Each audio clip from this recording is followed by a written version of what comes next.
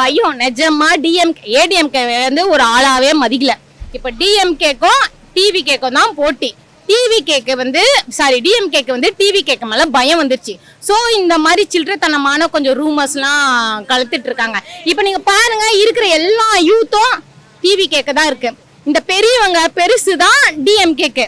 இப்ப ஒரே வீட்டுல, இப்ப எங்க வீட்டுலலாம் ஒரே வீட்டுல வந்து டிஎம்கேக்கும் டிவிகேக்கும் கட்சி நடந்திருக்கு. எங்க அப்பா சொல்றாரு டிஎம்கேக்கு தான் போடுவேன். நானும் என் தம்பி என் பசங்களாம் இருந்தா போடுறோம். நாங்க டிவிகே தான்.